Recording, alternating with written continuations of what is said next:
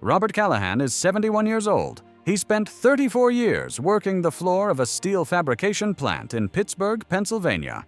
He has 2 bad knees, 1 good ear, and until about 8 months ago, he believed he was the luckiest man alive. He had a son named Marcus. Past tense is not the right way to say that. Marcus is still alive, still living in that beautiful house in Scottsdale, Arizona, with his wife Vanessa, and their 2 daughters Robert has never been allowed to hold.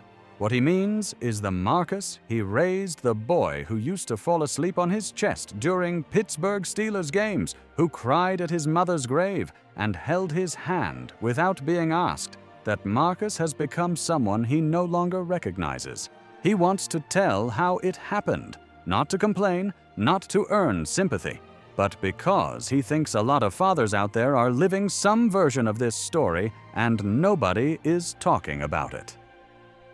His wife Carol died in the spring of 2019 from pancreatic cancer. From diagnosis to funeral was 11 weeks. 11 weeks to say goodbye to the woman he had shared a bed with for 41 years. The woman who ironed his work shirts every Sunday evening while watching old westerns. The woman who made Marcus Halloween costumes by hand every single year until he was old enough to be embarrassed about it. She was gone before the tulips she had planted in the front yard had a chance to bloom. Marcus flew in from Arizona for the funeral. He was 38, then already married to Vanessa for 3 years. They sat in the front pew beside Robert. Vanessa held his hand during the service, which surprised him. He had always felt a slight chill from her. Nothing dramatic, just the sense that he was being tolerated rather than welcomed.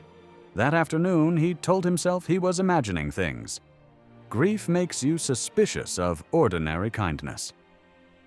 After the burial, Marcus stayed 4 days. They sorted through Carol's belongings together. He took her old recipe box and a framed photograph from their 25th anniversary. On his last morning, he sat across from Robert at the kitchen table, drinking coffee, and said words Robert held on to for a long time afterward. "Dad, you are not alone in this. I mean that." Robert believed him. He should have asked him to define what he meant. Marcus had started a landscaping and outdoor design company in Scottsdale 5 years earlier. He called it Callahan Verde. Carol had cried when he told her the name. She said it sounded like something that would last. In the beginning, it did well. Arizona was growing. New developments, new neighborhoods, wealthy retirees wanting desert gardens and custom irrigation systems. Marcus hired crews, bought equipment, expanded. Then the economy shifted. Material costs jumped. 2 major contracts fell through. A competitor undercut his pricing on 3 large commercial bids. By the time Vanessa was pregnant with their first daughter, the company was bleeding money quietly, the way a slow leak in a roof bleeds invisibly, until suddenly the ceiling caves. Marcus called Robert on a Tuesday evening. Robert remembers because he was watching the news and eating soup Carol had taught him to make from scratch. Marcus sounded like he did when he was 16 and had backed Robert's truck into the neighbor's mailbox, embarrassed, smaller than his actual size. "Dad, I hate making this call." "Then do not," Robert said. "Just tell me." He needed $40,000, not a loan. He insisted a loan. He would put it in writing if Robert wanted. Robert did not want anything in writing. He was his son. He wired the money that Thursday. Carol and Robert had been careful people. They were not wealthy, not by any modern definition, but they had saved the way people of their generation saved, slowly, consistently, without expecting miracles. Robert had a pension from the plant Social Security and a retirement account they had built over 4 decades of choosing necessity over luxury. The $40,000 was a significant piece of that. He did not mention that to Marcus. 6 months later, Marcus called again. This time it was the mortgage. Vanessa had stopped working after the baby arrived, which Robert understood. The company still had not recovered. Could he help with the payments temporarily, just until a new contract came through? Robert said yes. Temporarily became monthly. Monthly became automatic. He set up a transfer every first of the month, just over $1,800 directly to their mortgage lender. Marcus thanked him the first 2 times. After that, they simply stopped discussing it. It became background noise in their relationship, like the hum of a refrigerator always present, never mentioned.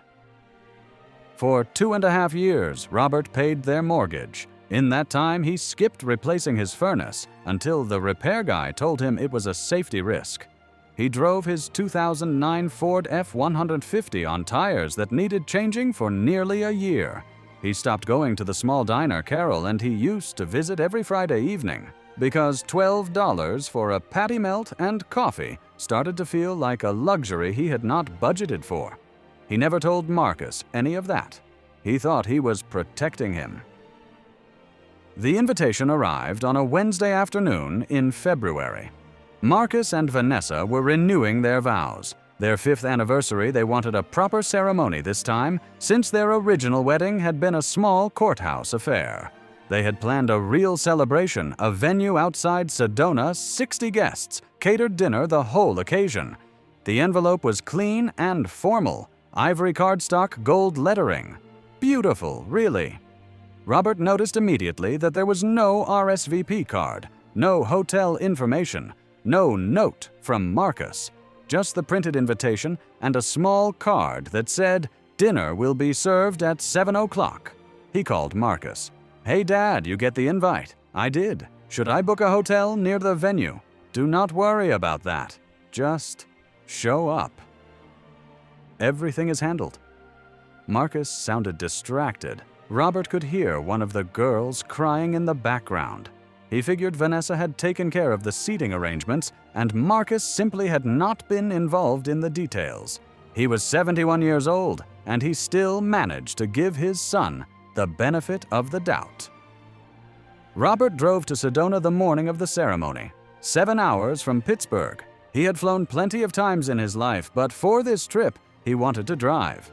He told himself it was because he did not trust airports. The truth was, he wanted time to think. He wanted to feel the miles between Carol's grave and his son's celebration to arrive, having earned the distance. He stopped once for gas and coffee in Oklahoma City, ate a sandwich in the truck, listened to an old Springsteen album Carol had always loved. The desert in Arizona was beginning to glow orange by the time he reached the outskirts of Sedona. The red rocks looked like something out of a painting. He thought Carol would have loved this. The venue was a luxury ranch property set against the canyon walls. String lights were already lit across the courtyard. Cars lined the gravel drive. Through an arched wooden entrance, he could see guests in formal wear moving toward the ceremony area. White chairs arranged in rows, an aisle scattered with flower petals, a simple arch decorated with desert wildflowers. He parked, straightened his tie in the rearview mirror, the same tie Carol had given him for their anniversary the year before she got sick. He walked to the welcome table set up near the entrance. A young woman with a clipboard smiled and asked his name, Robert Callahan. She searched the list. Her smile stayed professional, but he noticed her eyes move across the page twice, then a third time. "I am sorry, sir. I do not see you here. I must be under the wrong table assignment." She checked again. "No, sir. I have looked through every section." She lowered her voice. "I do not see your name anywhere on the guest list." Around him, couples were laughing, moving toward their seats. A little girl in a flower crown ran past him. Someone inside the venue was tuning a guitar. He looked past the welcome table. Across the courtyard, near the ceremony arch, he saw Marcus. He was standing with Vanessa, both of them laughing at something her brother had said. He was wearing a dark suit Robert did not recognize. He looked happy, genuinely happy, and Robert was glad for that, even then, even standing where he was standing. Marcus never looked toward the entrance. The welcome coordinator asked gently if she should call someone. "No," Robert said. He looked one more time. Vanessa's parents were being guided to the front row. Her sister was adjusting the flower arch. Her college friends were seated and waiting. Somewhere in that crowd of 60 people there was no chair for him. No, He said again, "I think I have seen enough." He drove 7 hours home. He stopped once at a rest area outside Albuquerque and sat in the cab of his truck for a long time. The desert was dark and quiet and enormous. He thought about Carol. He thought about the Tuesday phone call. He thought about $40,000 and 2.5 years of mortgage payments. He thought about Marcus at 16 falling asleep on his chest. He did not cry. He is not sure why. Maybe he had already been grieving this for longer than he realized, and he just had not named it yet. When he got home, he changed out of his clothes, made himself a glass of water, and sat down at his kitchen desk. He logged into his bank account. The automatic transfer was there, scheduled for the 1st of the month, 4 days away. He stared at it for a long time. He thought about something Carol used to say whenever he overextended himself for someone who had not asked for his limits. Robert, a man can give everything he has and still not fill a hole that is not his to fill. He moved his mouse to the transfer. He clicked, cancel, confirmed. Then he closed the laptop, turned off the kitchen light, and went to bed. The 1st of the month came and went. No call from Marcus. Robert almost thought maybe he had not noticed. Maybe Vanessa handled the finances and she had assumed it was a bank error. Maybe it would take another month. It took 11 days. His phone buzzed on a Wednesday morning while he was in the backyard pulling weeds from Carol's old garden bed. He had started tending it again recently. Something to do with his hands. He looked at the screen. Marcus. Not a phone call. A text message. Dad. Mortgage payment did not come through. Everything okay. That was it. Not how are you.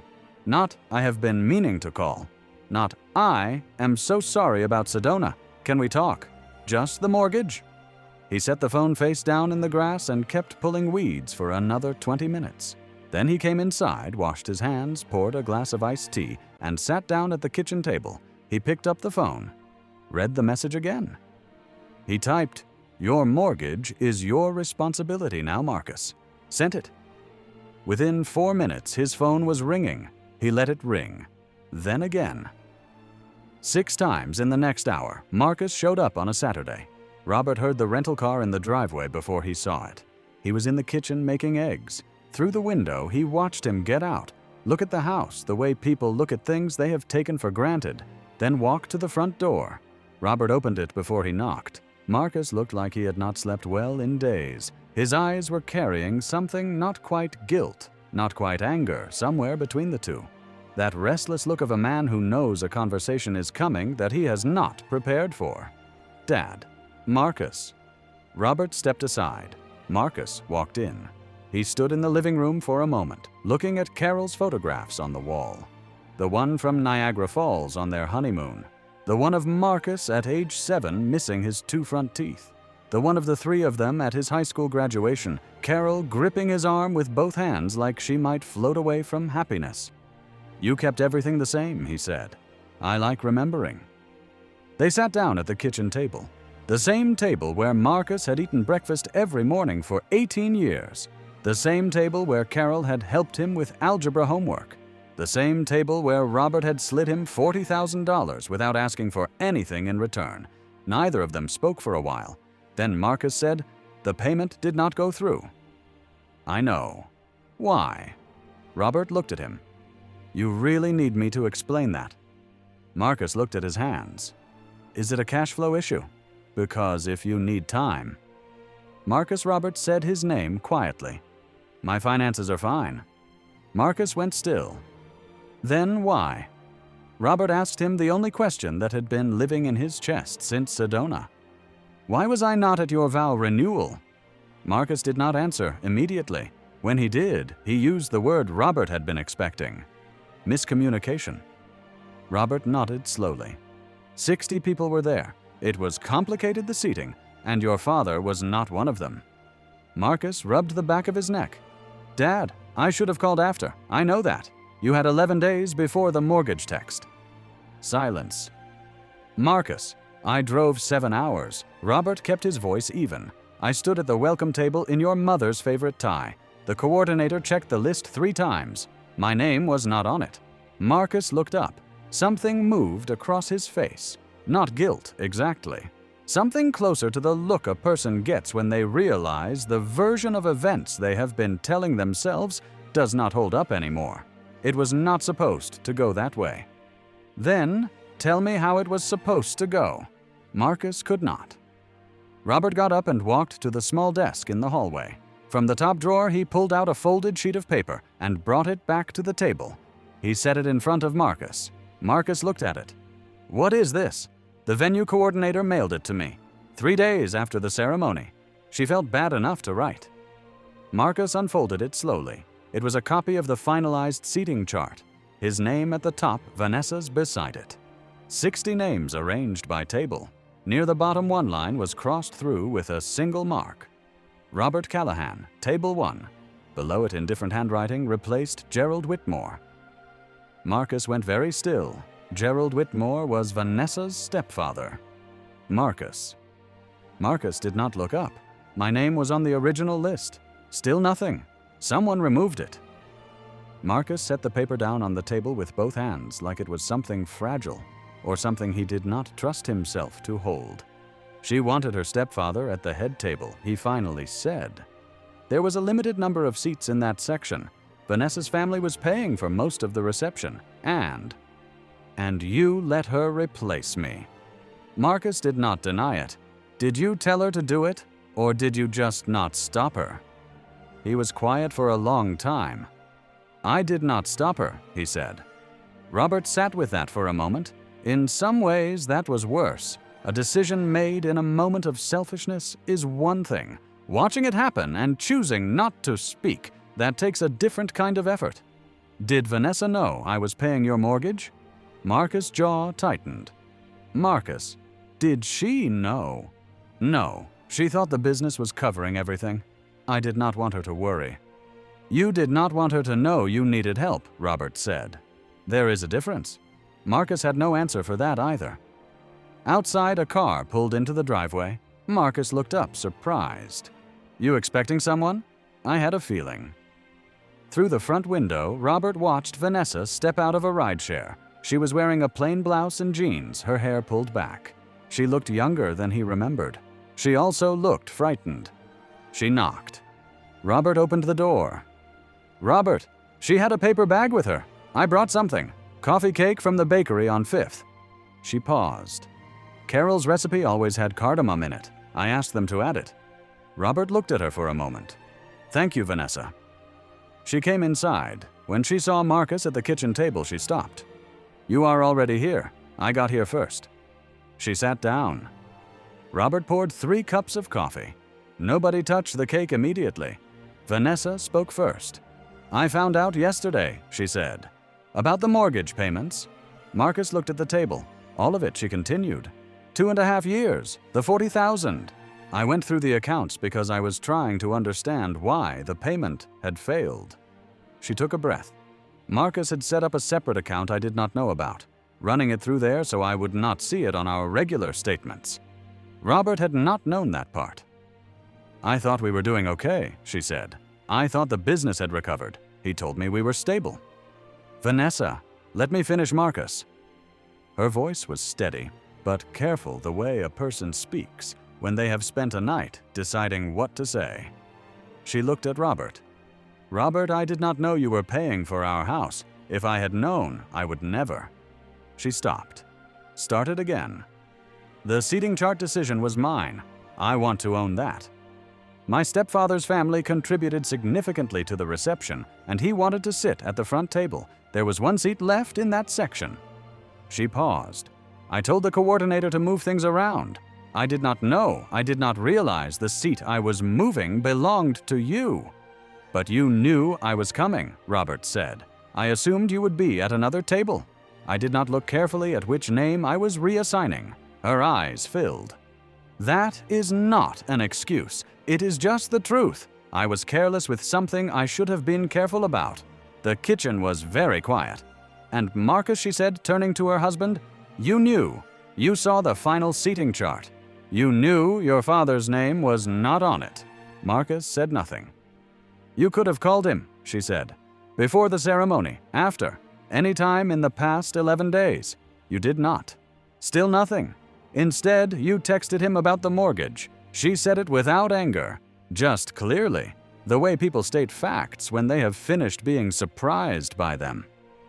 Marcus looked up finally. When he looked at Robert, something had shifted in his face.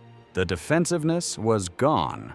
What was left underneath it looked like shame, real shame, not the shallow kind people perform when they want forgiveness quickly, but the slow, heavy kind that settles in when a person finally sees themselves clearly. "Dad," he said, "I do not know how to." "You do not have to," Robert said. "Not today." Marcus blinked. "I am not going to pretend the past few years did not happen," Robert told him. "I am not going to tell you it is fine. It is not." He looked at both of them. "But I am also not going to sit here and tell you there is no road back, because I do not believe that." Vanessa pressed her lips together. "What I will tell you," Robert said slowly, "is that I stopped the payments because I needed you to feel what standing on your own 2 feet actually feels like, not because I wanted to punish you, not because I stopped loving you." He looked at Marcus. "Because somewhere along the way, I confused helping you with doing the work that was yours to do. Your mother warned me about that years ago. I did not listen." Marcus looked at his hands. "She was smarter than me in most things," Robert said. That was one of them. Nobody spoke for a moment. Then Marcus reached across the table. He put his hand over Robert's, the way he had at Carol's funeral, without asking, without explaining, just choosing it. "I am sorry, Dad,"